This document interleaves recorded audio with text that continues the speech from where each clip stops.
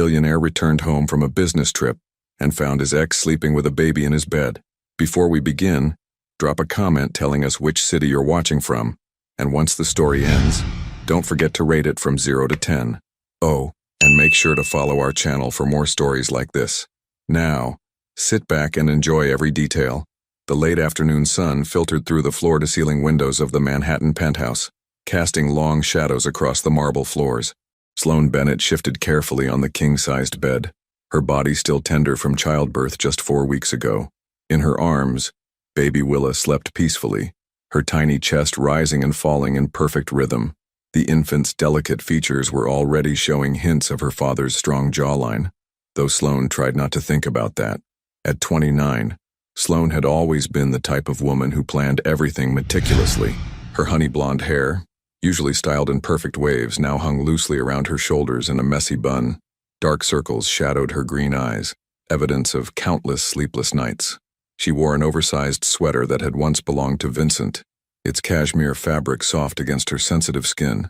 The apartment around her screamed wealth and sophistication, chrome fixtures, designer furniture, art pieces that cost more than most people's cars. But to Sloane, it felt like a beautiful prison. She had been living here for 3 months since the divorce, knowing Vincent was traveling for business. The plan had been simple: have the baby, recover, and find a new place before he returned.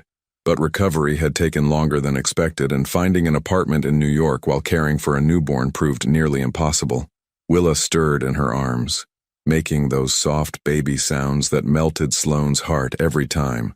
She looked down at her daughter, their daughter, and whispered, "I know, sweetheart. We'll figure this out. Mommy just needs a few more days." The sound of a key turning in the front door froze her blood. Vincent wasn't supposed to be back for another week. Sloane's heart hammered against her ribs as she heard his footsteps in the marble foyer, the familiar sound of his Italian leather shoes against the floor. She considered hiding, but where could she go? This was his penthouse, his domain, and she was an intruder now. "Sloane?" His deep voice carried through the apartment, confusion evident in his tone. She closed her eyes, holding Willa closer. There was no escape now. Vincent Devereaux appeared in the bedroom doorway, his tall frame filling the space.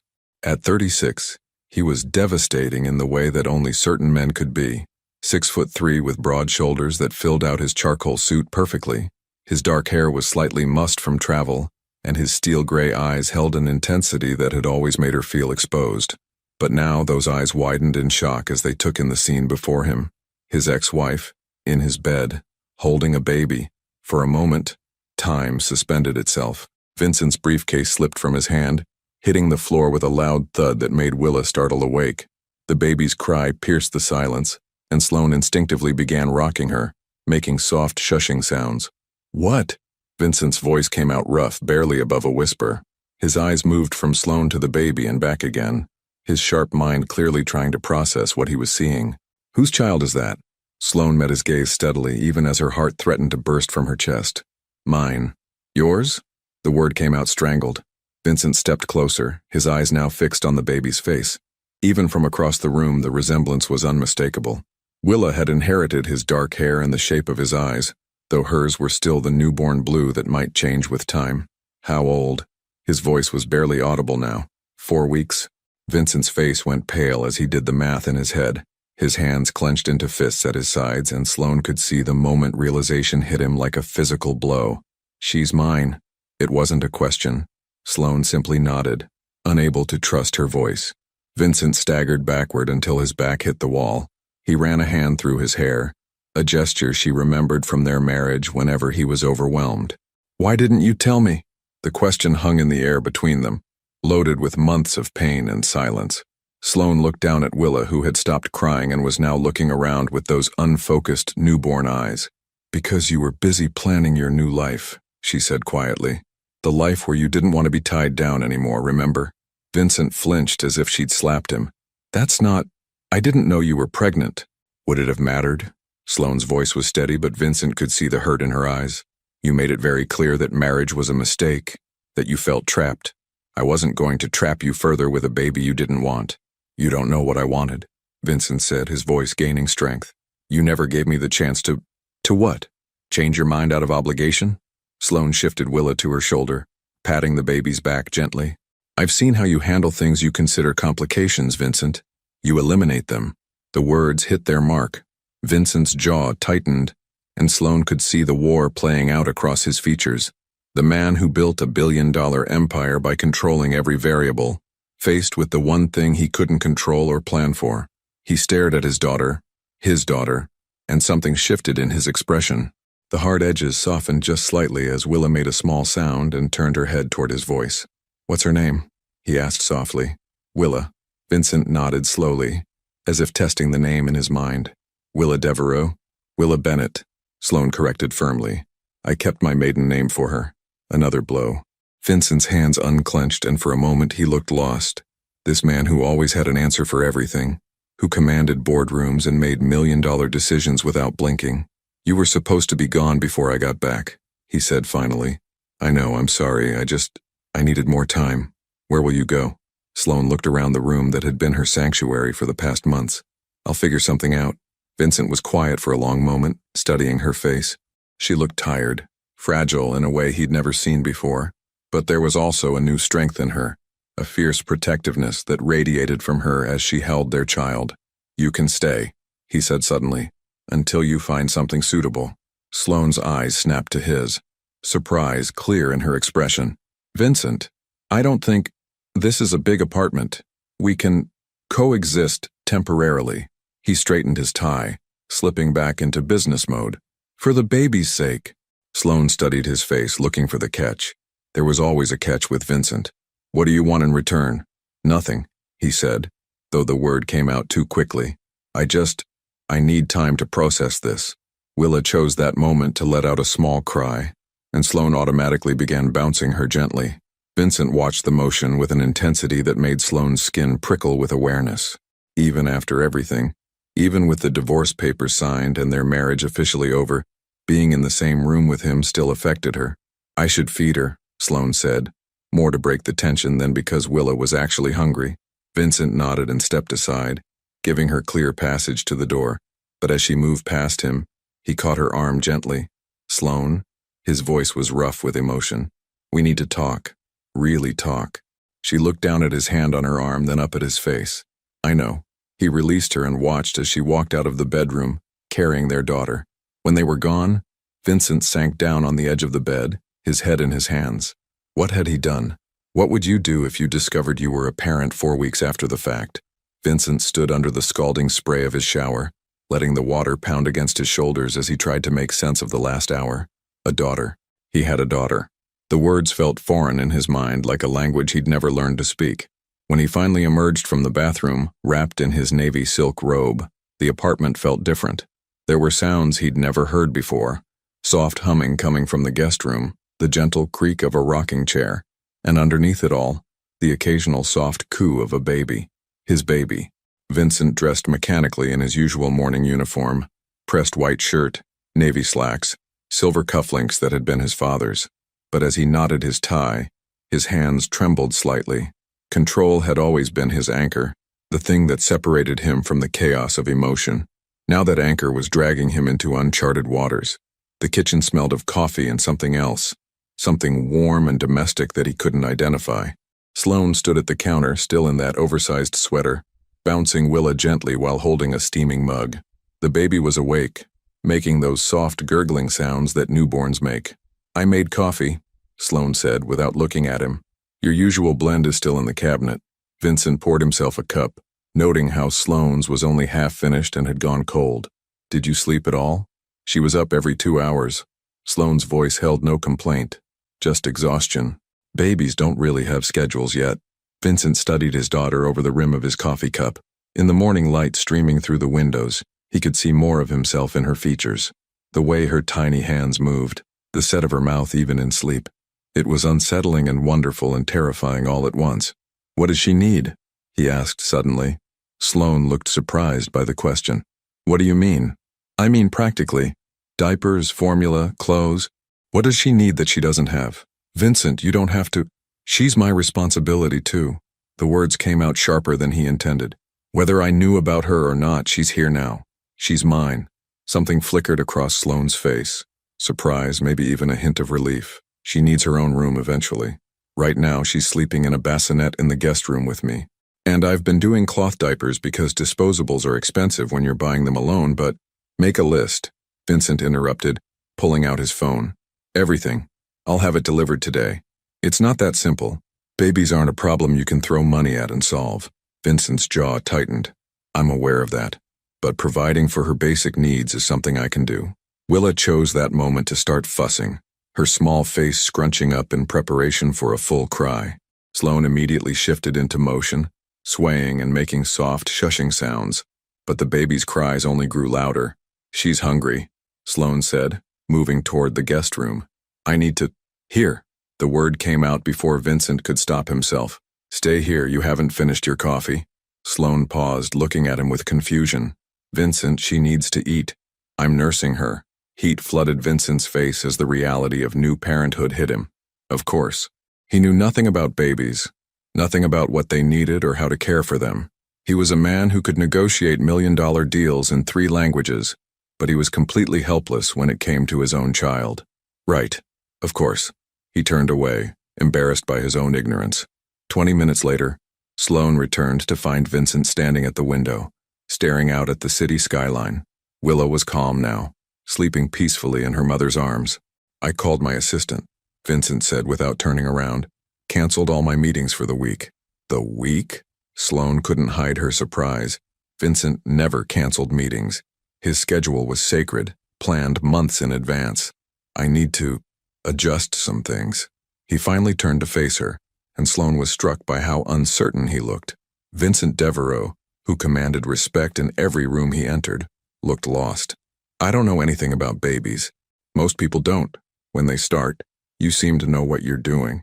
Sloane let out a soft laugh that held no humor. I've had 4 weeks of trial by fire, and a lot of sleepless nights to figure it out. The first week, I cried as much as she did. Vincent's expression softened. You were alone. Yes. That must have been, he struggled for the word, difficult, terrifying, Sloane corrected, but also amazing. She's amazing, Vincent. Even when she's crying at 3 a.m. and I haven't slept in days, just looking at her makes everything worth it. Vincent watched as Sloane looked down at Willa, her whole face transforming with love. It was a side of her he'd never seen during their marriage, this fierce maternal tenderness. They'd talked about children occasionally, in abstract terms, someday conversations that never quite materialized into plans. Can I? Vincent started, then stopped, running a hand through his hair. Can I hold her? Sloane's eyes widened slightly. Are you sure? No, but I want to try. Sloane moved closer and Vincent caught her familiar scent. Vanilla and something uniquely her that had always made him want to bury his face in her neck. The memory hit him like a physical blow, reminding him of lazy Sunday mornings when the world outside their bed didn't exist. Support her head, Sloane instructed softly, carefully transferring Willa into Vincent's arms. Just like that. She's stronger than she looks, but newborns can't hold their heads up yet. Vincent held his breath as his daughter settled against his chest. She was so small, so impossibly light, but also solid and real in a way that made his chest tight. Her tiny hand curled against his shirt, and something inside him shifted permanently. Hello, little one, he whispered, his voice rough. I'm your father. Willa made a soft sound almost like she was responding to his voice. Vincent's eyes filled with tears he hadn't expected, and when he looked up, he found Sloane watching him with an expression he couldn't read. She likes you, Sloane said softly. How can you tell? She's relaxed. When she doesn't like someone, she gets fussy. Babies can sense things. They stood there in silence for several minutes, Vincent holding his daughter while Sloane watched. It felt surreal, like a scene from someone else's life. 6 months ago, they'd been planning their divorce. Now they were standing in his kitchen like a family. I should get some work done, Sloane said finally, breaking the spell. While she's calm. What kind of work? Freelance graphic design. I can do it from anywhere, which is helpful with. She gestured vaguely at the situation. Vincent carefully handed Willa back to her mother, immediately missing the weight of her in his arms. The guest room isn't set up for work. I make do. The dining table works fine. Use my office. The offer surprised them both. Vincent's home office was his sanctuary, off limits even during their marriage. It has better lighting, and a more comfortable chair. Sloane stared at him. Are you sure? Yes. I won't be using it this week anyway. Thank you. Her voice was soft, genuine. That's really thoughtful." For a moment their eyes met and held, and Vincent felt the familiar pull that had always existed between them. But then Willa made a sound, breaking the moment, and Sloane stepped back. "I should let you get back to whatever you were doing," she said, suddenly formal again. Vincent watched as she walked away carrying their daughter. When they were gone, the kitchen felt empty in a way it never had before. He looked at Sloane's abandoned coffee cup, still sitting on the counter, and found himself reluctant to clean it up. His phone buzzed with a text from his assistant. "Rescheduled all meetings as requested. Is everything all right?" Vincent stared at the message for a long moment before typing back, "Everything has changed." He spent the rest of the morning making lists. Things Willa needed, things he needed to learn, people he needed to call. But underneath the practical planning, one thought kept circling through his mind. He had walked away from the most important thing in his life, and he hadn't even known it existed. The delivery trucks had been arriving all afternoon. Vincent watched from his office window as boxes were carried up to the penthouse. A crib, a changing table, clothes in impossibly small sizes, toys that Willa wouldn't be able to use for months. When Sloane had handed him her list that morning, he'd tripled every quantity and added items she hadn't even thought to request. Now, at nearly midnight, he stood in what used to be his spare office, watching two men from an expensive baby furniture store assemble a nursery that rivaled anything in the Upper East Side's most exclusive homes. Soft lavender walls, white furniture with silver accents, a mobile with tiny stars that played gentle lullabies. "Almost finished, Mr.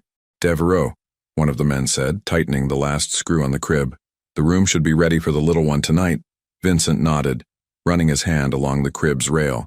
The wood was smooth, expensive, perfect, but something felt wrong about it. Too polished, too pristine. It looked like a display in a magazine rather than a place where his daughter would sleep. After the men left, Vincent stood alone in the completed nursery. Everything was perfect, and nothing felt right. He was adjusting the height of the mobile when he heard soft footsteps behind him. "Vincent?" Sloane's voice was barely above a whisper. She appeared in the doorway wearing an old NYU t-shirt and pajama pants, her hair falling in waves around her shoulders. Willa was in her arms, wide awake and alert despite the late hour. "What is all this?" "I thought she should have her own room." Vincent's voice came out more defensive than he'd intended. "Children need their own space." Sloane stepped into the room, her eyes taking in every detail. The furniture alone probably cost more than most people's cars. "Vincent, it's beautiful, but you didn't need to." "Yes, I did." He turned to face her, and Sloane was surprised by the intensity in his expression. "I missed the first 4 weeks of her life. I missed everything. The birth, her first sounds, the first time she opened her eyes. I can't get that back, but I can make sure she has everything she needs from now on." Sloane watched as he struggled with emotions he clearly didn't know how to process. "She doesn't need expensive things, Vincent. She needs stability, presence, love. I don't know how to do those things." The admission came out raw, unguarded. "I know how to provide. I know how to fix problems with resources. But this," he gestured helplessly at Willa, "I don't know how to be someone's father." Willa made a soft cooing sound, and both adults looked down at her. In the gentle glow of the nursery's carefully chosen lighting, she looked like something magical, ethereal. "Would you like to try putting her down for the night?" Sloane asked quietly. "In her new crib?" Vincent's eyes widened slightly. "What if I do it wrong?" "There's no wrong way. Just be gentle." Sloane carefully transferred Willa into Vincent's arms, and again he marveled at how light she was, how fragile and perfect. He walked slowly to the crib, hyper-aware of every movement, every breath. When he lowered her onto the soft mattress, Willa's eyes fluttered closed almost immediately. "She trusts you," Sloane observed, standing beside him as they watched their daughter sleep. "How is that possible? She doesn't even know me. Babies are wiser than we think. They sense things adults miss." Sloane's voice was soft in the dim room. "She knows you're her father." They stood in comfortable silence for several minutes, watching Willa sleep. The mobile turned slowly above her head, casting gentle shadows on the walls. It should have been peaceful, but Vincent felt a restlessness building in his chest. "Why didn't you hate me?" he asked suddenly. "When I asked for the divorce, when I said I needed to be free, why didn't you fight me?" Sloane was quiet for so long that Vincent thought she might not answer. When she finally spoke, her voice was barely audible. "Because I loved you too much to trap you." She kept her eyes on Willa. not looking at him. You were so miserable toward the end, staying late at the office, traveling more, pulling away from me. I thought if I let you go, maybe you'd find whatever it was you were looking for. And if I came back? I thought if you came back, it would be because you wanted to, not because you felt obligated to. She finally looked at him, and Vincent saw tears gathering in her eyes. But you never looked back, Vincent, not once. I couldn't. The words came out strangled. If I had looked back, I never would have been able to leave. And I thought I was doing the right thing. I thought I was setting you free too. Free to do what? I loved our life together. I loved the quiet mornings and the way you'd bring me coffee in bed. I loved how you'd get this crease between your eyebrows when you were concentrating, and how you'd unconsciously reach for me in your sleep. Her voice broke slightly. I didn't want freedom from that. Vincent turned to face her fully, and the pain in her expression nearly brought him to his knees. Then what did you want? I wanted you to want me as much as I wanted you. I wanted to feel like I was a choice you made every day, not just a habit you'd fallen into. A tear slipped down her cheek. I wanted to feel like enough. Sloan.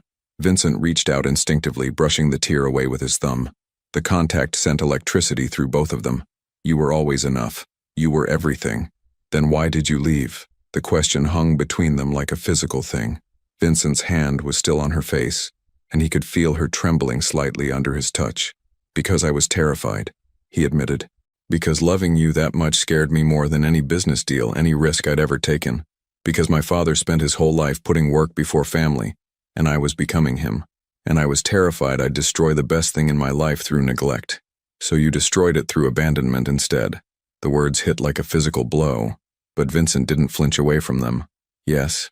Willa stirred in her crib, making a small sound that drew both their attention. Vincent dropped his hand from Sloane's face, the spell broken. I should go, Sloane said quietly. Let her settle in her new room. Will you? Vincent started, then stopped. Will you be comfortable in the guest room? I could have the master suite prepared for you instead. It's larger, more comfortable. The guest room is fine. Sloane moved toward the door, pausing in the doorway. Thank you for this. For her room. It's beautiful. Sloane. She turned back to him. I never stopped loving you. Even when I was telling myself I needed to be free, even when I was trying to convince myself I'd made the right choice. I never stopped. She stared at him for a long moment, her expression unreadable. Love was never our problem, Vincent. Trust was. And you can't build a life with someone who runs away the moment things get difficult. With that, she was gone, leaving Vincent alone in the perfect nursery with his sleeping daughter and the weight of everything he'd thrown away. He sank into the expensive rocking chair he'd had delivered, putting his head in his hands. Outside, the city sparkled with a million lights, each one representing a life, a choice, a path taken or abandoned. He'd spent his entire adult life building an empire, accumulating wealth and power and influence. But sitting in his daughter's nursery at midnight, Vincent realized he'd never felt poorer in his life. Vincent woke to the sound of crying, not Willa's newborn wails, but something deeper, more heartbroken. He glanced at the clock. 3:17 a.m. Rolling out of bed, he pulled on a t-shirt and padded barefoot toward the nursery, expecting to find his daughter awake. Instead, he found Sloane. She was sitting in the rocking chair, Willa sleeping peacefully in her arms, tears streaming silently down her face. Her whole body shook with the effort of crying quietly, trying not to wake the baby. Sloane? Vincent's voice was soft, concerned. What's wrong? Is she sick? Sloane looked up at him, her face crumpled with exhaustion and something deeper, a grief that seemed to come from her very soul. She's fine. I'm sorry. I didn't mean to wake you. You didn't wake me. I heard. He stepped closer, noting the way she held herself so carefully, as if she might shatter. Talk to me. I can't do this anymore. The words came out in a whisper, but they hit Vincent like a shout. I can't pretend this is normal. Living here with you, playing house when we both know it's temporary, when we both know you're going to leave again. Vincent felt his chest constrict. I'm not going anywhere. Aren't you? Sloane's laugh was bitter, broken. Vincent, you've been here 3 days. 3 days of being the perfect potential father, buying everything, saying all the right things. But this isn't sustainable. You have a company to run, a life to get back to, and I can't watch you fall in love with her and then choose everything else over her the way you chose everything else over me. That's not what happened, isn't it? Sloane stood carefully, still holding Willa, and faced him fully. How many dinners did you miss because of work? How many times did you come home and barely acknowledge I existed because you were thinking about some deal or merger or acquisition? How many nights did I fall asleep alone because you were in your office until midnight? Vincent opened his mouth to defend himself, then closed it, because she was right. Toward the end of their marriage, work had consumed him entirely. He told himself it was for their future, that he was building something that would give them security and freedom. But the truth was, work was easier than feelings. Deals made sense in ways that emotions never did. I was building something for us, he said finally. No, you were hiding from us. From me. From the fact that being married meant being vulnerable to someone every single day. Sloane's voice was steady now, despite her tears. And the moment I needed you most, when I found out I was pregnant and our marriage was falling apart, you disappeared completely. I didn't know you were pregnant, but you knew I was hurting.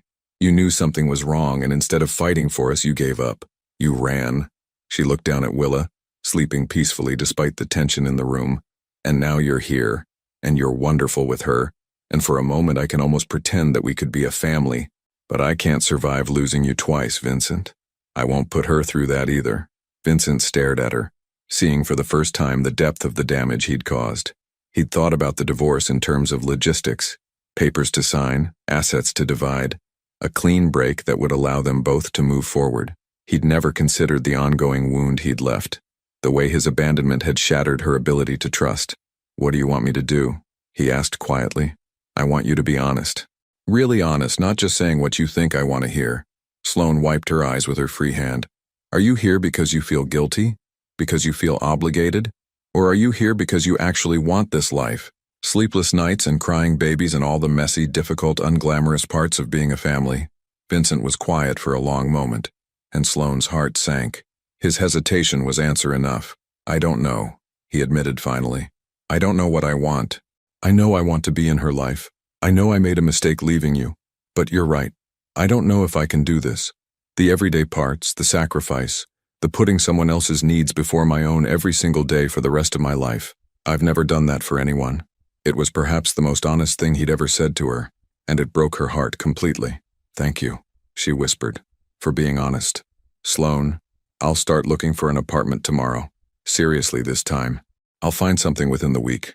You don't have to leave, we can figure this out. No, we can't. Sloane's voice was firm now, resolved. Because figuring it out means one of us compromising who we are, and that's not fair to any of us. You need to decide who you want to be, Vincent. And I need to build a life for Willa that doesn't depend on whether or not you decide to stay. She moved past him toward the door, then stopped. You can see her whenever you want. I would never keep her from you. But I can't live in limbo anymore, waiting for you to choose us or choose everything else. I deserve better than that. She deserves better than that. Vincent watched her leave, feeling like his world was tilting off its axis. After she was gone, he sank into the rocking chair, his head in his hands. The nursery that had seemed so perfect earlier now felt like a monument to his own inadequacy. He'd spent his entire adult life making decisive choices, bold moves that had built his fortune and reputation. But when it came to the people who mattered most, he was paralyzed by fear of making the wrong choice, of not being enough, of failing them the way his father had failed his family. Outside, the city was beginning to wake up. Soon it would be another day, another opportunity to make things right, or to let them slip away completely. Vincent had built his success on taking calculated risks, but this wasn't about calculations or profit margins. This was about love and vulnerability, and choosing to be brave enough to build something that couldn't be measured in quarterly reports. As the first light of dawn crept through the windows, Vincent made a decision that would change everything. But first, he had a phone call to make, one that was 6 months overdue. Vincent's hands shook slightly as he dialed the number he hadn't called in over 2 years. The phone rang once, twice, 3 times before a familiar voice answered, groggy with sleep. Vincent? Jesus, what time is it? His brother Cameron's voice was thick with confusion. Are you dying? Because it's 5 in the morning on the West Coast. I have a daughter. The words tumbled out before Vincent could second-guess himself. Her name is Willa. She's 4 weeks old and I just found out 3 days ago. Silence stretched across the line.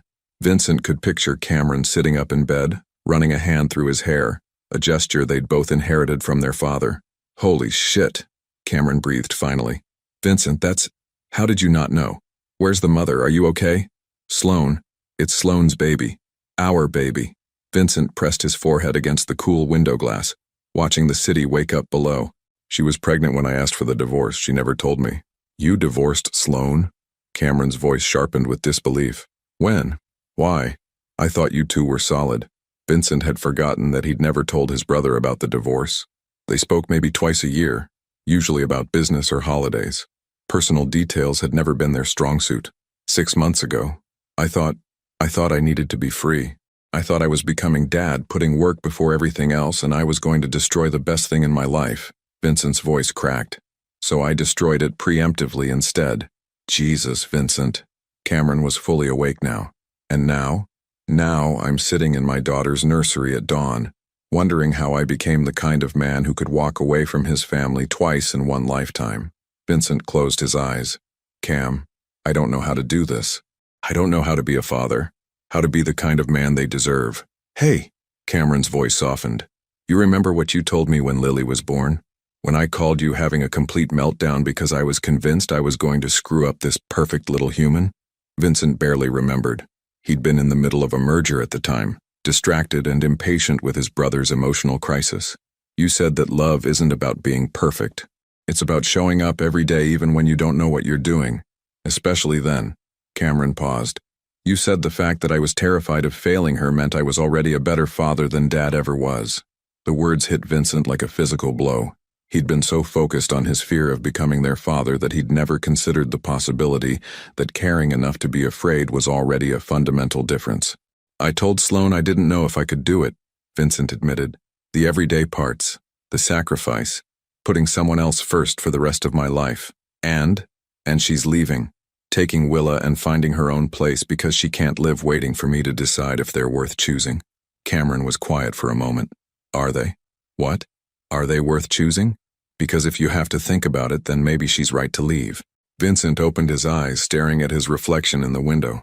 They're worth everything. They're worth more than everything I've built, everything I've accomplished. But what if I fail them? What if I'm not capable of being what they need? Then you fail forward, Cameron said simply. You screw up and you apologize and you try again. That's what love is, Vincent. It's not about being perfect. It's about being present. It's about choosing them every day, even on the days when it's hard. Especially on those days. Vincent heard footsteps in the hallway and quickly moved away from the window. Sloan appeared in the nursery doorway, her hair messy from sleep, wearing that same oversized sweater.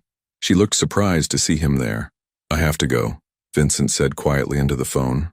Vincent. Cameron's voice was urgent. Don't let pride or fear cost you everything that matters. Trust me on this one. Vincent ended the call and faced Sloan, who was looking at him with a mixture of confusion and wariness. I was just checking on her, he said, indicating the crib where Willa was still sleeping peacefully. She's fine. She slept through the night for the first time.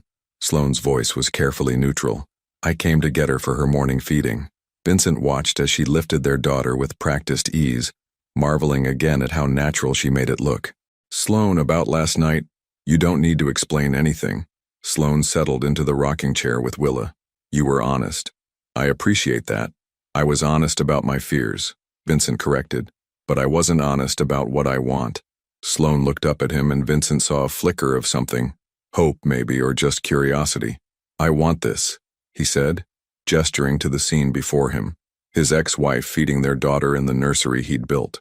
I want the sleepless nights and the crying and the chaos. I want to learn how to change diapers and understand what different cries mean. I want to be there for her first word and her first steps, and every milestone in between. Vincent, and I want you. The words came out raw, desperate, not because I feel guilty or obligated, but because you're the strongest, most incredible woman I've ever known. Because watching you with her makes me fall in love with you all over again. Because I was an idiot to think I could ever be happy without you. Tears were gathering in Sloane's eyes, but her expression remained guarded.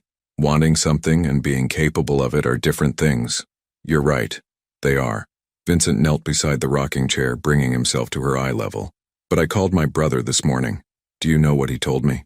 Sloane shook her head. He told me that the fact that I'm terrified of failing you means I'm already different from my father. He told me that love isn't about being perfect. It's about showing up every day, even when you don't know what you're doing. And are you willing to do that? Sloane's voice was barely above a whisper. Show up every day even when it's hard? Even when work is demanding and deals are falling apart and there are a million easier ways to spend your time? Vincent reached out and touched Willa's tiny hand where it rested against Sloane's chest. I'm willing to try, and if I mess up, when I mess up, I'm willing to apologize and do better and keep trying until I get it right. Sloane studied his face for a long moment, and Vincent felt like his entire future hung in the balance of whatever she was thinking. I can't go through this again, she said finally. If you change your mind, if you decide this isn't what you want, I won't. Vincent's voice was firm, certain. I've spent 6 months trying to convince myself I made the right choice leaving you, but every day away from you felt like dying slowly. I'm not going anywhere, Sloane. Not ever again. Sloane looked down at Willa, who had finished eating and was looking around with those unfocused newborn eyes. When she looked back up at Vincent, there were tears on her cheeks, but for the first time since he'd come home, she was smiling. She's going to need consistency, Sloane said softly. Routine, stability. She'll have it. And patience. Lots of patience. Babies don't follow schedules or logic. I'll learn. And love.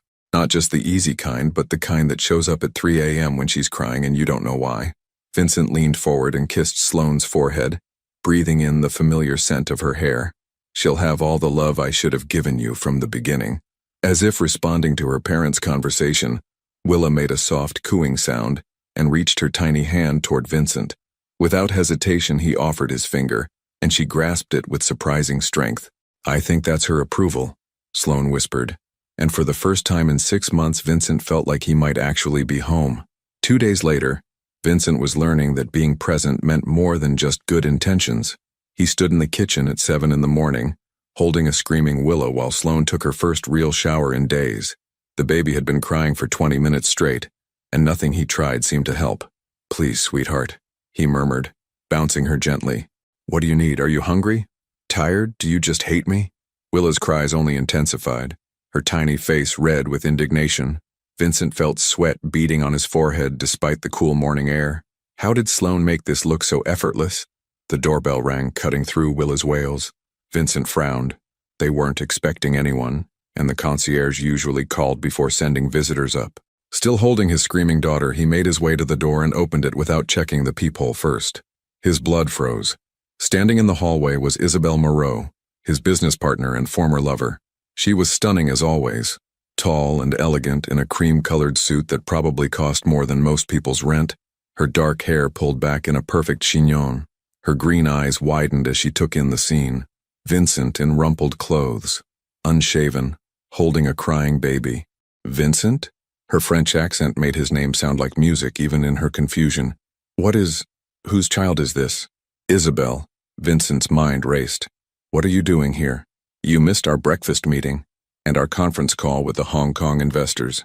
Marcus said you've canceled everything for the week, but you won't return calls. Her eyes moved from Vincent to the baby and back again. I was worried something had happened to you. Willa chose that moment to let out an ear-piercing shriek, and Vincent winced. She's mine, he said simply. This is my daughter, Willa. Isabelle's perfectly composed expression cracked slightly. Your daughter. But Vincent, you don't have children. You said you never wanted. Things change. Vincent tried bouncing Willa again, but she only cried harder. This isn't a good time, Isabelle. We can discuss business later. Business? Isabelle stepped closer, her eyes narrowing. Vincent, we're supposed to close the Morrison deal next week. You've been working on this for 6 months. You can't just disappear because of some baby. The dismissive way she said some baby made Vincent's jaw clench. This baby is my daughter. Where did she come from? Who is the mother? Isabelle's voice was sharp now, all pretense of concern dropping away. Is this some kind of breakdown? Because if you're having personal issues, we need to address them before they affect the company. Before Vincent could respond, he heard footsteps behind him. Sloane appeared in the hallway, her hair still damp from the shower, wearing jeans and a soft blue sweater.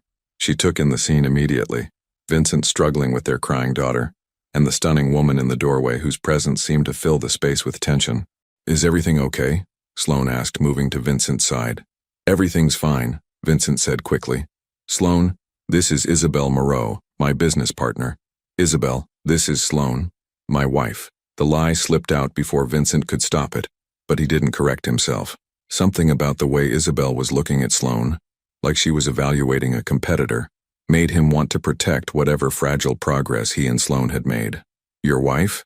Isabel's eyebrows rose. But I thought you were divorced. It's complicated, Vincent said. At the same time, Sloane reached for Willa.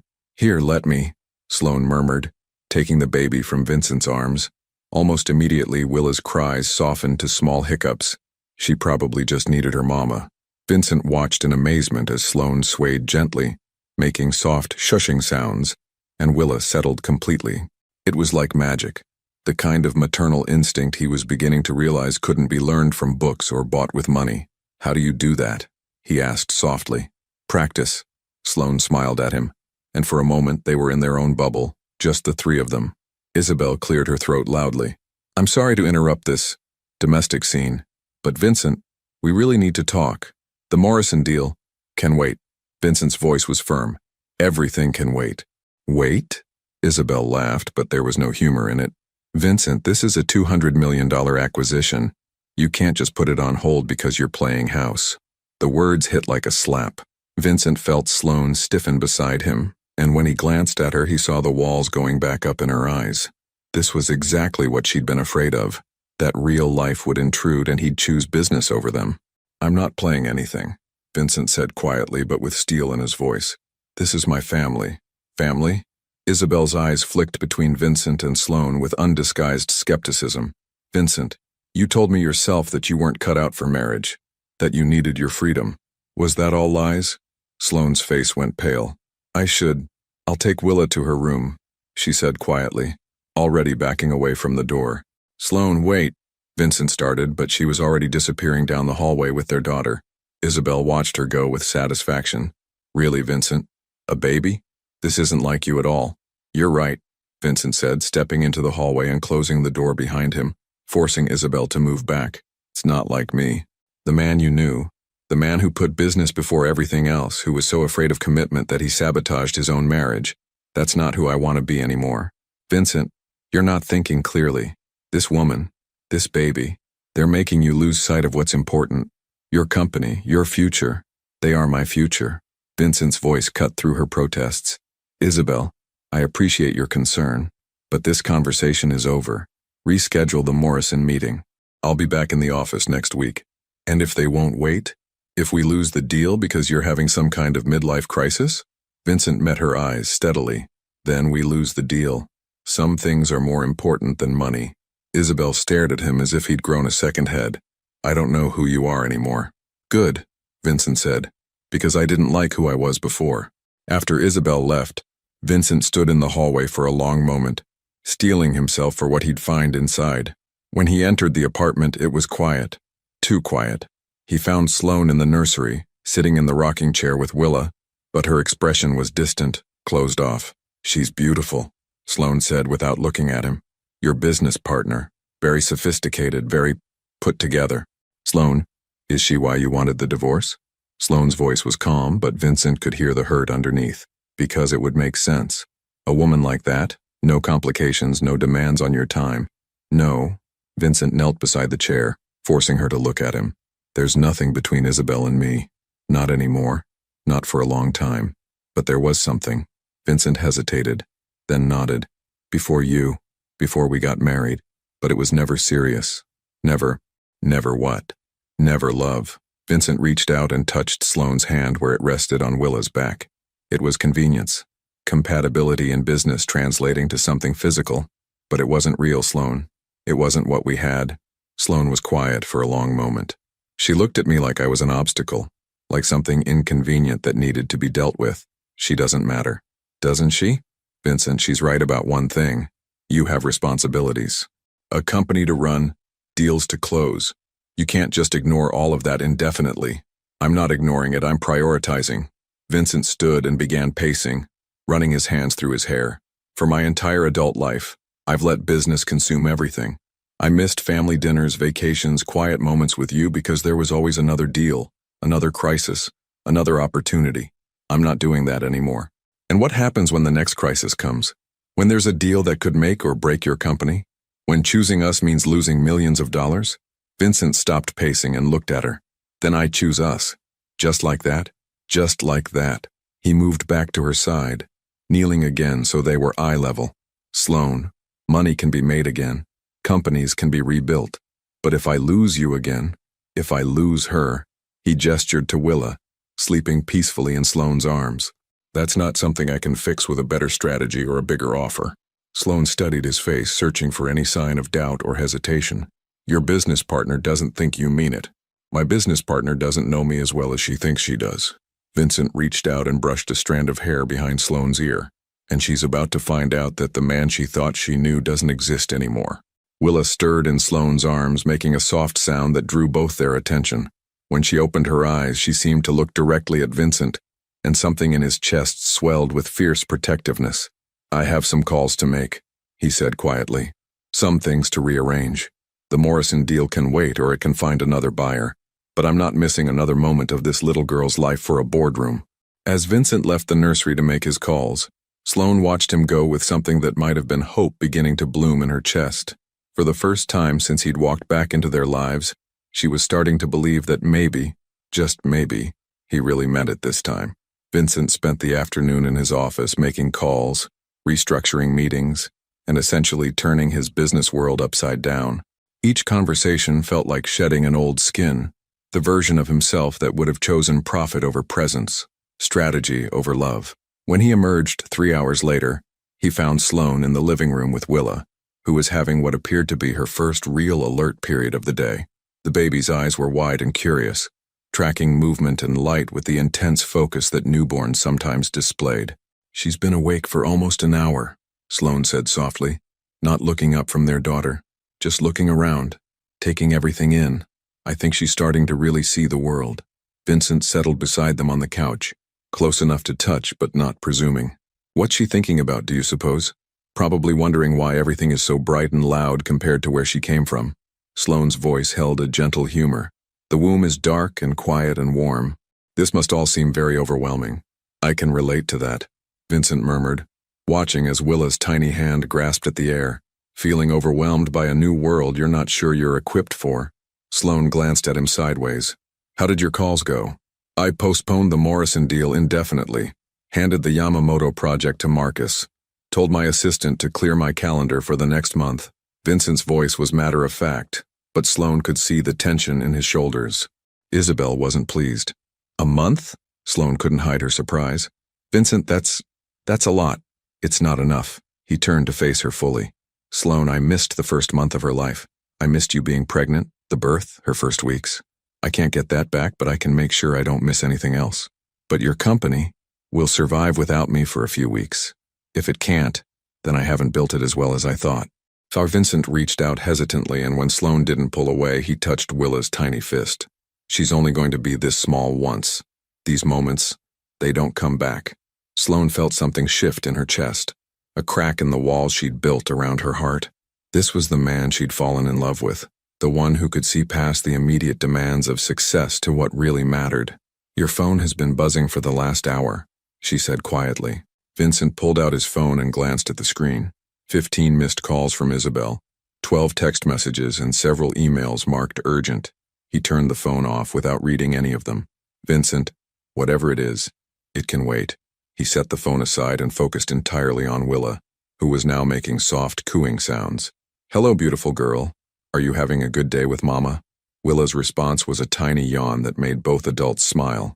But their peaceful moment was interrupted by the sharp sound of the doorbell. 3 quick, impatient rings that somehow conveyed annoyance. Vincent's jaw tightened. I'll handle it.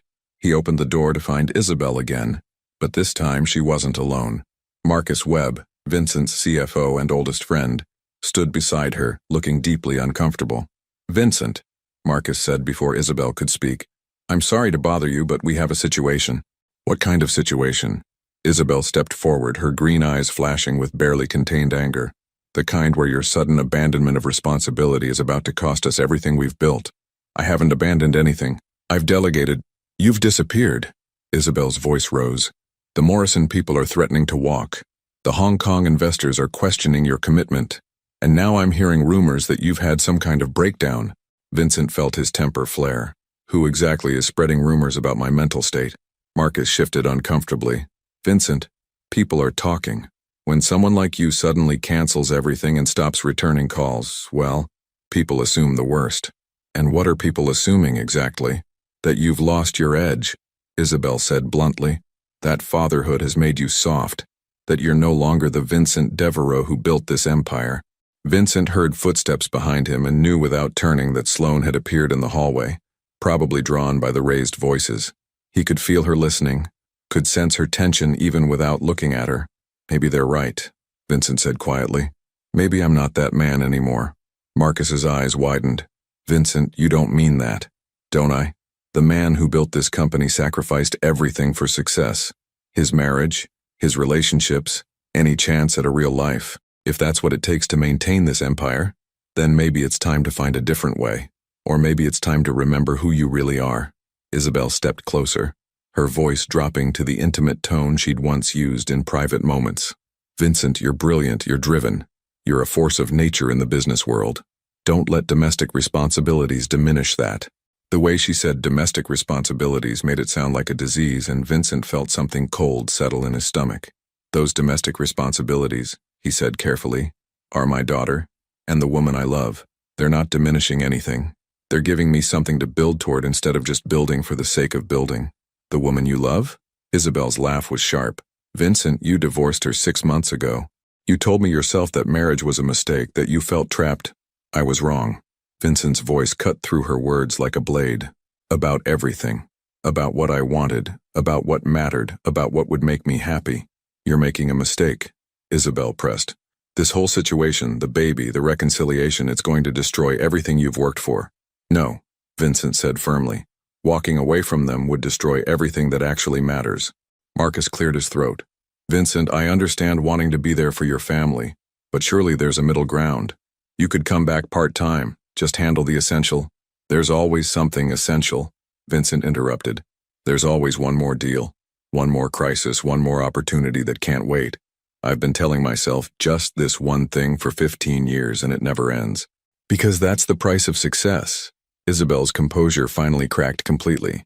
You think you can just walk away from everything you've built and play house with your ex-wife and some baby? The silence that followed was deafening. Vincent felt, rather than saw Sloane flinch behind him, and something dangerous flickered in his eyes. That baby, he said, his voice deadly quiet, is my daughter. And if you ever refer to her as some baby again, this conversation will be over permanently. Isabel's face flushed. Vincent, I didn't mean. Yes, you did. Vincent stepped back, effectively blocking the doorway. You meant exactly what you said. You see my family as an inconvenience, an obstacle to profit, and that tells me everything I need to know about your priorities. My priorities? Isabel's voice rose again. My priorities are keeping the company we built together from falling apart because you've decided to have a midlife crisis. This isn't a midlife crisis. This is me finally growing up. Vincent's voice was steady, resolved. And if you can't understand the difference, then maybe we need to discuss restructuring our partnership. Marcus's face went pale. Vincent, you're not thinking clearly. I'm thinking more clearly than I have in years. Vincent looked between his business partner and his oldest friend. I'm going to ask you both to leave now. When I'm ready to discuss business again, I'll call you. And when will that be? Isabel demanded. Vincent heard a soft sound behind him, Willa making one of her tiny baby noises, and his expression softened immediately. When my daughter doesn't need me every moment of every day, when my family feels secure in my commitment to them, when I've proven that they come first, not just in words but in actions. He met Isabel's eyes steadily, however long that takes. After he closed the door, Vincent stood with his back to it for a long moment, listening to the muffled sound of angry voices in the hallway. When he finally turned around, he found Sloane standing in the living room doorway holding Willa, her expression unreadable. That was, she started, then stopped. Necessary, Vincent finished. Long overdue, actually. She's going to make your life difficult. Let her try. Vincent moved toward them, drawn by the sight of his daughter in Sloane's arms. The only life I care about is right here. Sloane studied his face, searching for any sign that he might be wavering, that the pressure from his business world might be getting to him. Instead, she saw something she'd never seen before. Complete certainty. Vincent, she said softly, are you sure about this? Because there's no going back. If you choose us, really choose us, it has to be permanent. I can't survive losing you again. Vincent reached out and cupped her face in his hands, looking directly into her eyes. Sloane Bennett, you are my life. You and this little girl are my life. Everything else is just noise. And for the first time since he'd walked back into their world, Sloane allowed herself to believe him completely. 3 weeks later, Vincent was discovering that choosing love over ambition was the easy part. Living that choice every day, especially at 3 a.m. when Willa was teething and screaming, was considerably more challenging. He stood in the kitchen, warming a bottle with one hand while bouncing a red-faced, furious Willa with the other. His hair was disheveled, his eyes bloodshot from weeks of broken sleep, and his usually pristine appearance was nowhere to be found. He wore an old college t-shirt that had spit-up stains on the shoulder and pajama pants that had seen better days. "Come on, sweetheart," he murmured, testing the bottle temperature on his wrist the way Sloane had taught him. "I know your mouth hurts, but this will help, I promise." Willa's response was to arch her back and cry even harder, her tiny fists flailing with indignation. Vincent felt sweat beading on his forehead despite the cool morning air. This was their third wake-up of the night, and he could hear Sloane stirring in the bedroom. She'd been up with the baby until 2 a.m., and he'd insisted on taking this shift so she could sleep. The apartment felt different now, lived in, chaotic, real. Gone were the pristine surfaces and museum-like perfection. In their place were burp cloths draped over furniture, a swing in the living room, and toys scattered across expensive marble floors. The transformation should have bothered him, but instead, Vincent found himself loving the beautiful mess of it all. "Vincent." Sloane's voice was thick with sleep as she appeared in the kitchen doorway. Her honey blonde hair was pulled up in a messy bun, and she wore one of his old dress shirts over pajama shorts. Even exhausted and rumpled, she was the most beautiful thing he'd ever seen. "Go back to bed," he said softly, still bouncing Willa. "I've got this. She's been crying for 20 minutes. Let me—" "No." Vincent's voice was gentle but firm. "You need sleep. We both know you'll be up again in a few hours anyway." Sloane watched as he tried to coax Willa to take the bottle, marveling at the transformation in him. 3 weeks ago, he'd been terrified to hold her. Now he moved with growing confidence, instinctively adjusting his hold when she fussed, speaking to her in soft tones that seemed to calm her even when nothing else worked. "The teething is getting worse," Sloane observed, moving to the cabinet to retrieve infant pain reliever. "Doctor, Peterson said we could give her this if she seems really uncomfortable." Vincent nodded, accepting the medicine. As he administered the tiny dose, his phone buzzed on the counter. Sloane glanced at the screen and saw Isabel's name. Again. She'd been calling daily, sometimes multiple times for the past 3 weeks. "She's persistent," Sloane said quietly. "She's desperate." Vincent didn't even look at the phone. The Morrison deal fell through yesterday. The investors pulled out of the Hong Kong project. Stock prices are dropping. Sloane felt her stomach tighten. "Vincent, maybe you should..." "Should what? Run back to fix everything and prove Isabel right?" Vincent finally succeeded in getting Willa to take the bottle, and her cries subsided to soft whimpers. "Let it fall apart, Sloane. If the company can't survive without me for a few weeks, then I built it wrong. But all that money, all those years of work, are meaningless if I lose this." Vincent looked down at Willa, who was finally drinking peacefully, her tiny hand curled around his finger. "I spent 15 years building an empire I thought would make me happy. But I was never happy, not really, not until I had this." Sloane moved closer, drawn by something in his voice, a contentment she'd never heard before, even in their best times during their marriage. "Even at 3 a.m. when she's screaming and you haven't slept in weeks?" "Especially then." Vincent's smile was tired but genuine. "Because this is real, Sloane. This matters. Boardrooms and profit margins, they're just games. But this little girl depending on me, trusting me to take care of her, this is the most important thing I'll ever do." As if responding to his words, Willa's eyes fluttered closed, the bottle forgotten as she drifted towards sleep. Vincent set it aside and held her against his chest, swaying gently. "You're different," Sloane said softly. "Not just with her, but everything about you is different." "Different how?" "Calmer, more present. During our marriage, even when you were physically here, part of you was always somewhere else, thinking about work, planning the next deal. But now," she searched for the words, "now you're completely here." Vincent was quiet for a moment, considering her observation. "I used to think that being successful meant being indispensable, that if I wasn't constantly moving and strategizing and building, I wasn't valuable.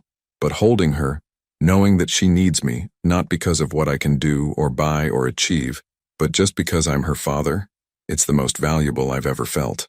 They stood in comfortable silence, watching their daughter sleep. The city was beginning to wake up outside their windows. Early commuters, delivery trucks, the distant hum of traffic. Vincent used to be part of that rush, that constant movement towards something always just out of reach.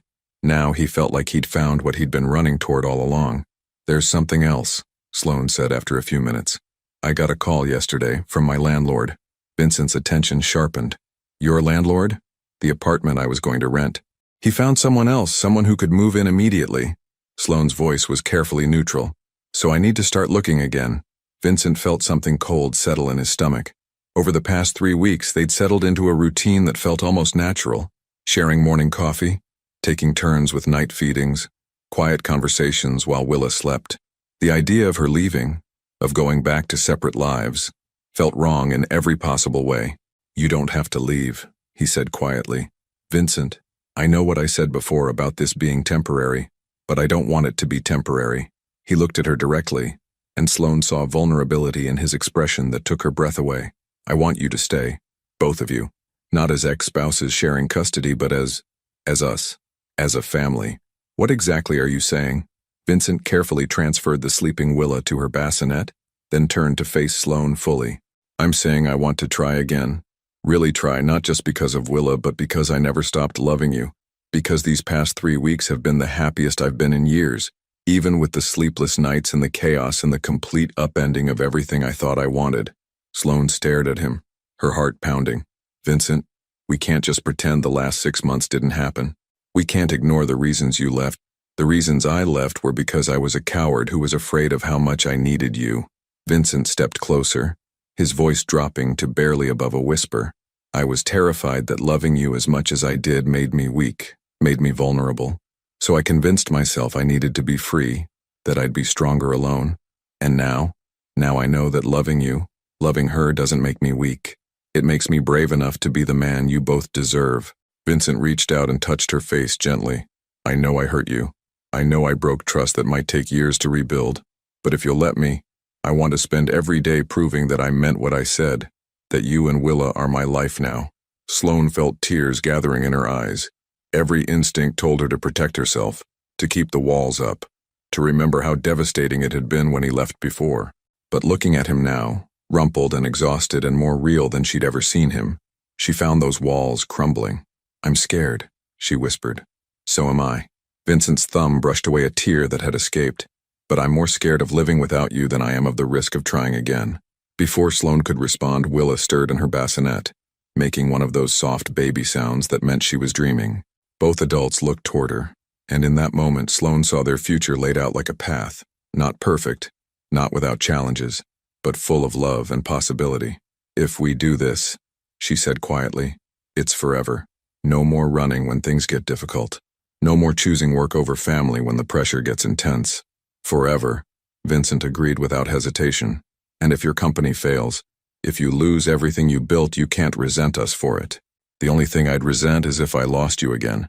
Vincent pulled her closer until they were standing in the space where they'd once shared morning coffee as newlyweds, where they'd talked about dreams and plans and the future they'd build together. "Everything else can be rebuilt, but this is irreplaceable." Sloane looked up into his face, seeing the man she'd fallen in love with all those years ago, but also seeing someone new, someone who'd finally learned what truly mattered. "Okay," she whispered. "Okay? Okay, let's try again." A smile broke across her face, the first genuinely happy smile Vincent had seen from her since he'd come home. "Let's be a family." Vincent's response was to kiss her, soft and sweet and full of promises for tomorrow. And in her bassinet, as if she approved of her parents' decision, Willa slept peacefully through the night for the very first time. The morning started like many others had over the past month, Vincent making coffee while Sloane nursed Willa in the living room, the three of them settling into a routine that felt as natural as breathing. But their peaceful domestic scene was shattered by the sound of multiple cars pulling up outside and urgent voices in the lobby. Vincent's phone, which he'd kept on silent for weeks, suddenly began buzzing incessantly. Text after text, call after call, until the screen was a blur of notifications. "Vincent," Sloane's voice was tight with concern. Something's wrong. Before he could respond, the apartment's landline rang, a number only a few people knew, reserved for true emergencies. Vincent answered with growing dread. Mr. Devereaux? His assistant Rebecca's voice was strained, professional composure cracking. Sir, you need to know.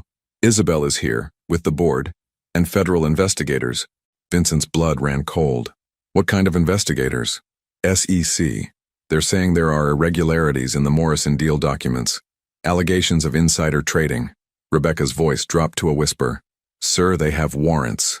The words hit Vincent like a physical blow. He sank into a chair, his mind racing through possibilities, implications, the careful legal structure he'd built around every deal. Vincent? Sloane had moved closer, still holding Willa, her face pale with worry. What's happening? I have to go, he said, already moving toward the bedroom to get dressed.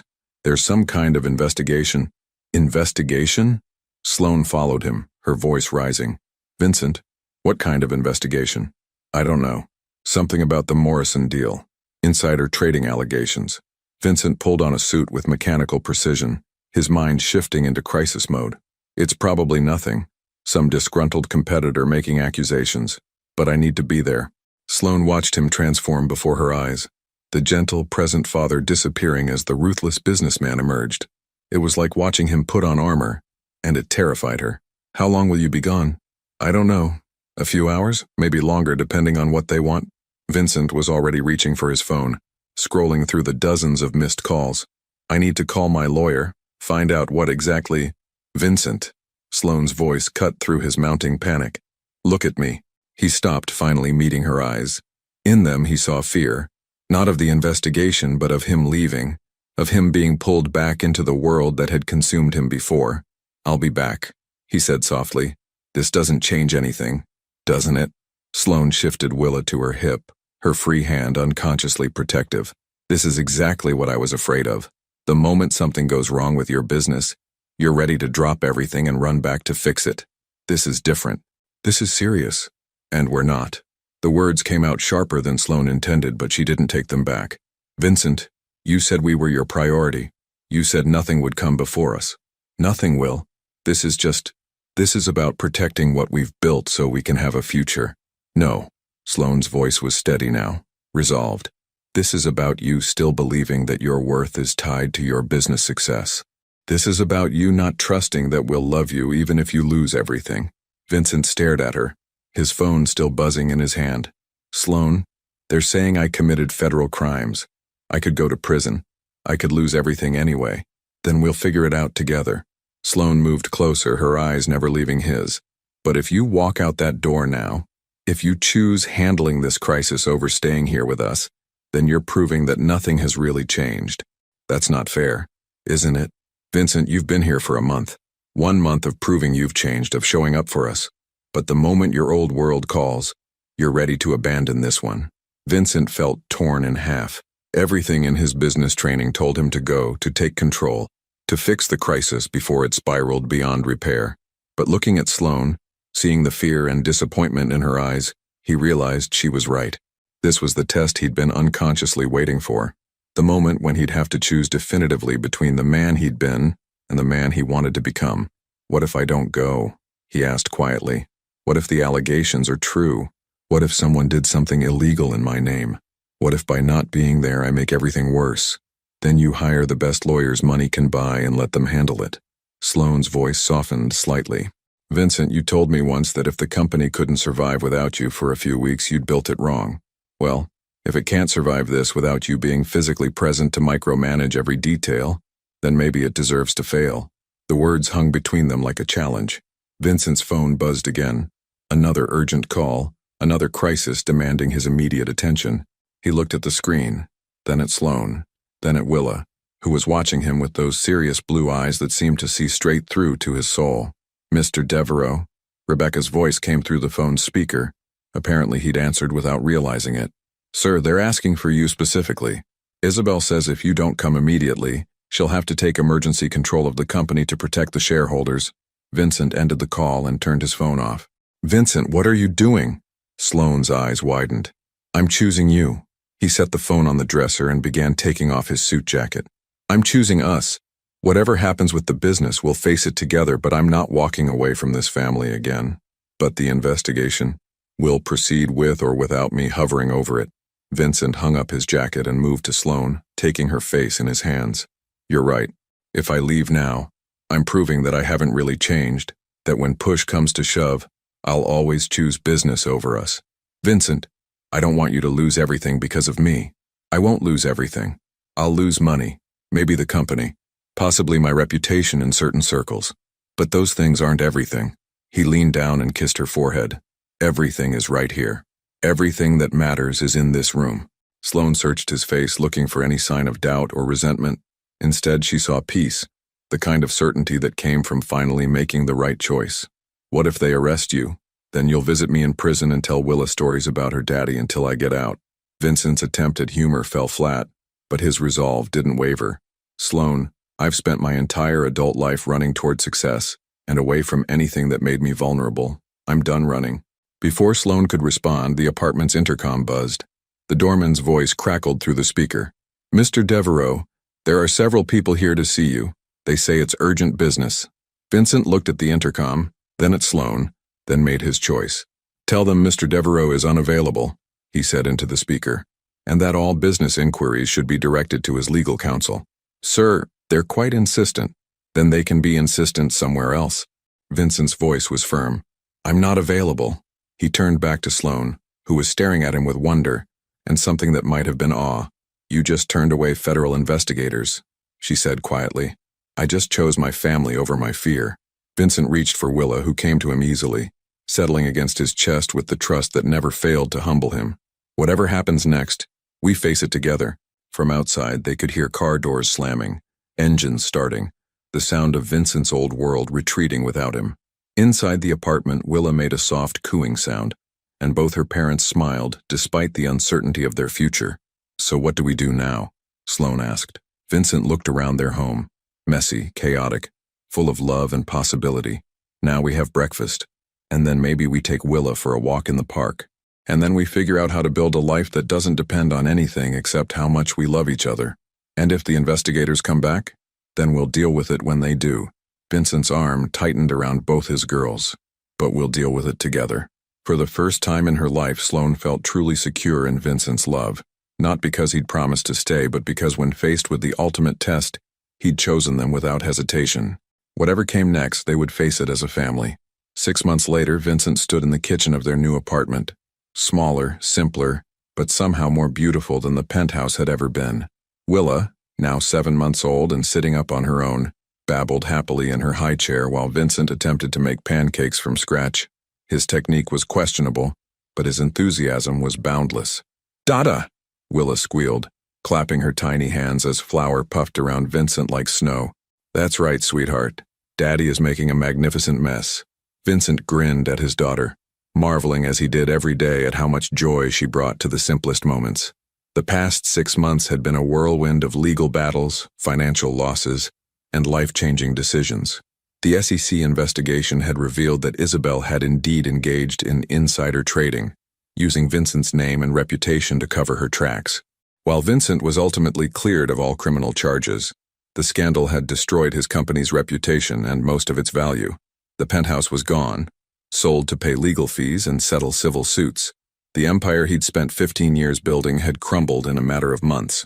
By any objective measure, Vincent Devereaux had lost everything, and he had never been happier. Good morning, my loves. Sloane appeared in the kitchen doorway, her hair still messy from sleep, wearing one of Vincent's old college sweatshirts. She was more beautiful to him now than she'd ever been, not because she'd changed, but because he'd finally learned how to see her clearly. Mama! Willa bounced in her chair, reaching for Sloane with grabby hands. Good morning, baby girl. Sloane kissed the top of Willa's head, then moved to Vincent, standing on her toes to kiss his cheek. How are the pancakes coming? Well, they're definitely an adventure. Vincent gestured to the lumpy batter with a rueful smile. I may have overestimated my culinary abilities. Good thing I love you for other reasons. Sloane bumped his hip with hers, the casual intimacy of the gesture still making Vincent's heart skip. Besides, Willa doesn't care if they're perfect. She just cares that Daddy made them. Vincent set down his whisk, and turned to face her fully. Even after all these months of rebuilding their relationship, moments like this still felt like miracles. Ordinary, domestic, perfect miracles. "I got a call yesterday," he said quietly, "from Cameron." Sloane's expression grew attentive. Vincent's relationship with his brother had deepened significantly over the past months, as if losing everything else had helped him remember what actually mattered. "He wants to offer me a partnership in his firm. Nothing huge, nothing glamorous. Just honest work helping small businesses with their financial planning." Vincent searched Sloane's face for her reaction. It would mean starting over completely, building something new from the ground up. "What did you tell him?" "That I needed to talk to my wife first." The word wife made Sloane's breath catch. They'd remarried 3 months ago in a small ceremony at City Hall, with only Willa as their witness and a court clerk who'd been charmed into taking photos. It had been nothing like their first wedding. No designer dress, no elaborate reception, no hundreds of guests. Just the two of them, their daughter, and promises that meant everything because they'd already been tested by loss. "Your wife thinks," Sloane said softly, "that you should do whatever makes you happy. But she also thinks you already know what that is." Vincent nodded, understanding her perfectly. "I want to take it, not because I need to rebuild an empire or prove anything to anyone, but because I want to build something with my hands and my mind that I can be proud of, something that adds value to people's lives instead of just accumulating wealth." "Then that's what we'll do." "We?" Vincent raised an eyebrow. "Did you think you were getting rid of me that easily?" "I've been thinking about going back to school, maybe getting my teaching certificate. I always wanted to work with children." Sloane glanced at Willa, who was now trying to catch the sunbeams streaming through the window. "Turns out I have a talent for understanding small humans." Vincent felt his chest swell with pride and love. "You'd be an amazing teacher. We could build something together. Something that matters. Something that lasts." They were interrupted by the sound of the doorbell. Vincent frowned. They weren't expecting anyone, and their few close friends usually called first. "I'll get it," he said, wiping flour from his hands. When he opened the door, he found a young woman in an expensive suit, holding a briefcase and looking nervous. "Mr. Devereaux, my name is Jennifer Walsh. I'm an attorney representing the Yamamoto Corporation." Vincent's expression grew wary. The Yamamoto deal had been one of the casualties of his company's collapse, and he'd assumed all legal loose ends had been tied up months ago. "What can I do for you, Ms. Walsh?" "Actually, it's what we can do for you." She opened her briefcase and pulled out a thick folder. "It seems there was an error in the asset liquidation, a significant oversight." Vincent glanced back at Sloane, who had moved closer, holding Willa. "What kind of oversight?" "The intellectual property rights to the renewable energy patents you developed 3 years ago.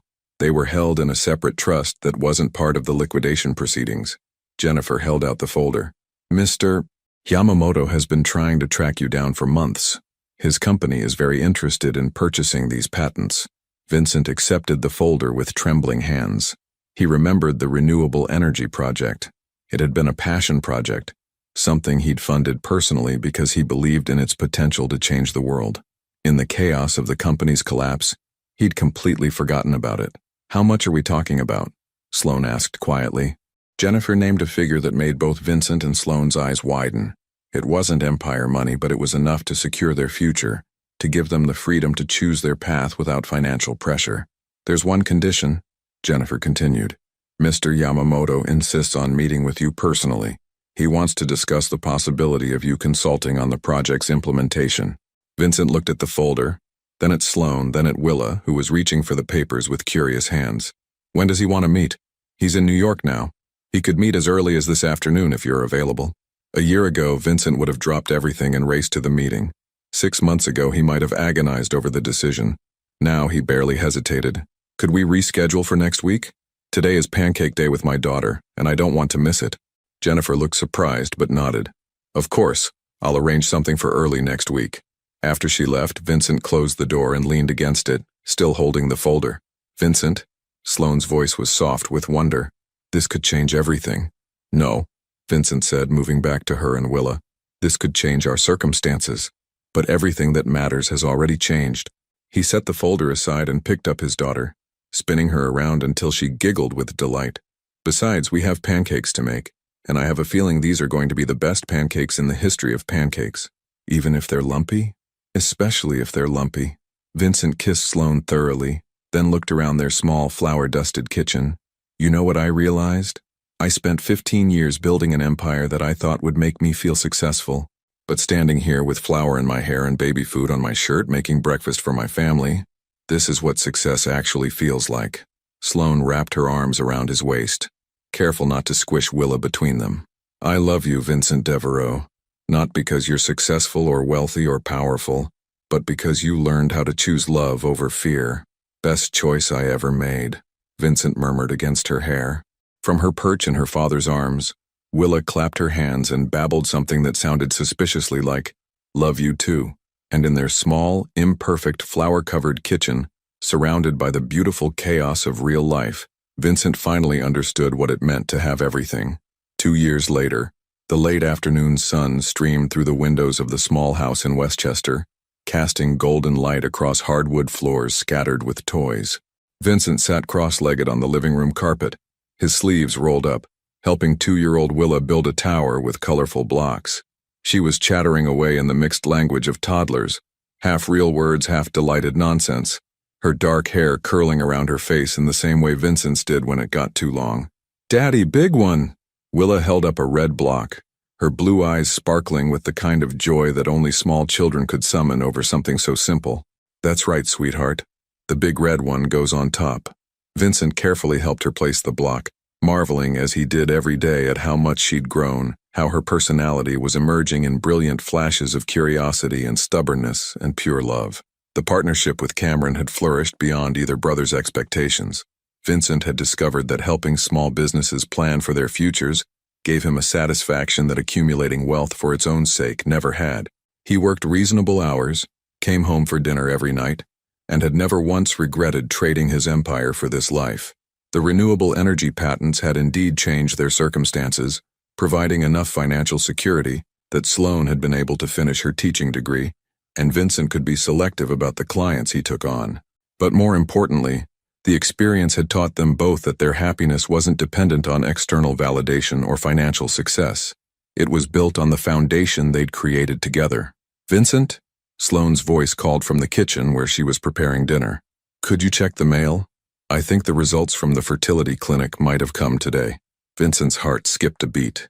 They'd been trying for another baby for 6 months, and last week's tests would determine if their dreams of giving Willa a sibling were possible. After everything they'd been through, the idea of expanding their family felt like another kind of miracle. "Come on, little architect," Vincent said to Willa, scooping her up. "Let's go check the mail with Mama." Willa giggled and wrapped her arms around his neck, the gesture so trusting and natural that it still made Vincent's chest tight with love. In the kitchen, Sloane was stirring something that smelled amazing, her hair pulled back in a ponytail, wearing jeans and one of Vincent's old shirts. She looked up when they entered, and Vincent saw the nervous hope in her eyes. "The mail's on the counter," she said softly. Vincent set Willa in her high chair with some blocks to play with, then approached the stack of letters with growing anticipation. The envelope from the fertility clinic was there, official and intimidating. "Do you want to open it or should I?" he asked. "Together," Sloane said, moving to his side. "Whatever it says, we face it together." Vincent tore open the envelope with slightly shaking hands, unfolding the letter that would determine their next chapter. His eyes scanned the medical terminology, searching for the key words that would deliver hope or disappointment. His face broke into a grin that could have powered the entire house. "Sloane," his voice was thick with emotion. "We're pregnant." "What?" Sloane's voice was barely a whisper. "You're pregnant. 8 weeks." Vincent dropped the letter and lifted her off her feet, spinning her around the kitchen while she laughed and cried at the same time. "We're having another baby." "Baby?" Willa clapped from her high chair, not understanding the words but recognizing the joy in her parents' voices. Vincent set Sloane down gently, his hands immediately moving to her still flat stomach. "Another little one," he murmured, wonder in his voice. "Another miracle." Sloane covered his hands with hers, tears streaming down her face. "Are you happy? Happy?" Vincent looked at her like she'd asked if the sky was blue. "Sloane, I don't have words for what I am. Grateful, amazed, completely overwhelmed by how blessed we are." They stood there in their small kitchen, hands on Sloane's belly where their second child was growing, while Willa babbled happily in her high chair and dinner simmered on the stove. It was a scene of such ordinary domestic bliss that it would have been invisible to Vincent's former self, the man who measured success in stock prices and board meetings. Do you ever miss it? Sloane asked softly. The penthouse, the power, the way people used to look at you when you walked into a room. Vincent considered the question seriously, as he always did when she asked about his past life. Sometimes I miss the simplicity of it, he admitted.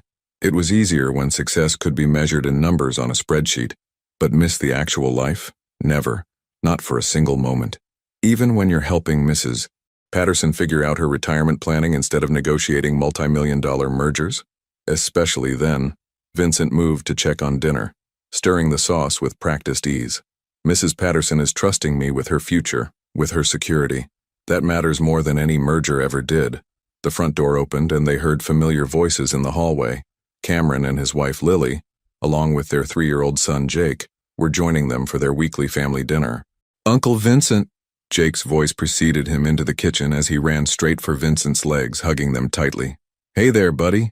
Vincent ruffled Jake's hair, then looked up as Cameron and Lily entered, carrying wine and what looked like homemade dessert. Sorry we're late, Lily said, setting down her contribution to the meal. Someone insisted on stopping at every interesting rock between the car and your front door. Rocks are very important, Vincent said seriously to Jake, who nodded with the gravity only a 3-year-old could muster. Speaking of important things, Cameron said, noticing the fertility clinic letter still on the counter. Do you two have news to share? Vincent and Sloane exchanged glances. Then Sloane nodded with a smile that lit up the entire room. Willa's going to be a big sister, Vincent announced. The kitchen erupted in congratulations and hugs, Jake demanding to know where the baby was hiding, Willa clapping along with the excitement, even though she didn't understand it. In the chaos of celebration, Vincent caught Sloane's eye across the room and saw his own overwhelming happiness reflected there. Later, after dinner was finished and the dishes were done, after Cameron's family had gone home and Willa was tucked into her crib, Vincent and Sloane sat on their back porch watching the stars emerge in the clear suburban sky. Sloane was curled against Vincent's side, his hand resting protectively on her stomach. I was thinking, Sloane said softly, about names. Already? Vincent's laugh rumbled through his chest. We just found out a few hours ago. I can't help it. I'm excited. Sloane tilted her head to look at him. If it's a boy, what about James? After your grandfather? Vincent was quiet for a moment, thinking of the grandfather who had taught him to fish, who had shown him that success wasn't measured in dollars but in the love you gave and received. James Vincent Devereaux, he said softly. I like that. And if it's a girl? I was thinking Hope, Sloane said, because that's what this feels like.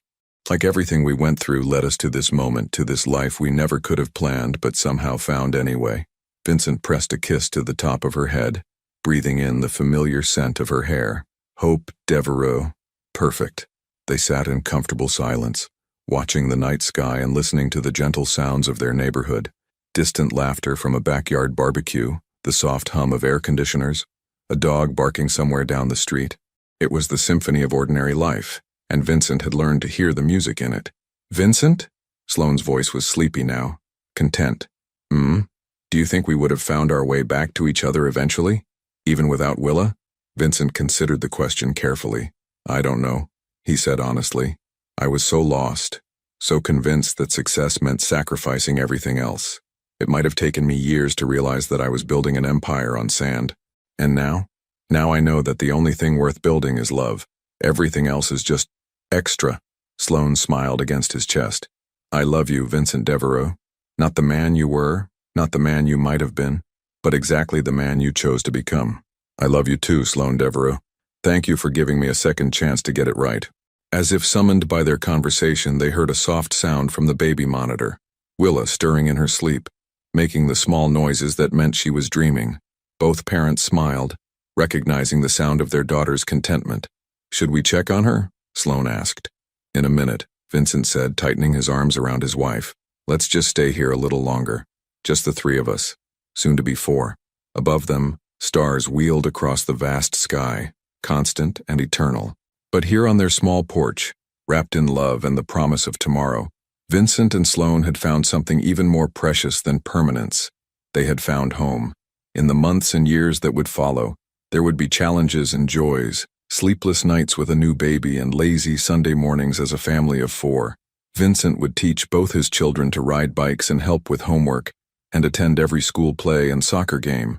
Sloan would become the kind of teacher that students remembered decades later, the one who saw potential in every child, and nurtured it with patience and love. They would grow old together in their small house with the big backyard, watching their children grow and change and eventually have families of their own.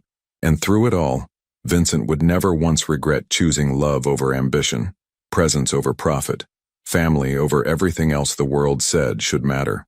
Because in the end, sitting on that porch with his wife in his arms and his daughter sleeping peacefully inside, Vincent Devereaux had learned the most important lesson of all, that true wealth couldn't be measured in dollars or accumulated in accounts. True wealth was measured in moments like this one, quiet, perfect, infinitely precious moments that money could never buy.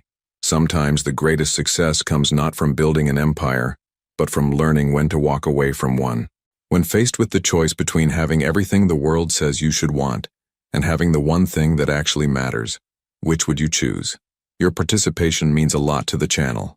Please share your thoughts in the comments. Thank you for watching. If you enjoyed the story, please subscribe to our channel and leave a comment below letting us know what you thought. Your feedback and support mean a lot to us. Stay tuned for more exciting stories.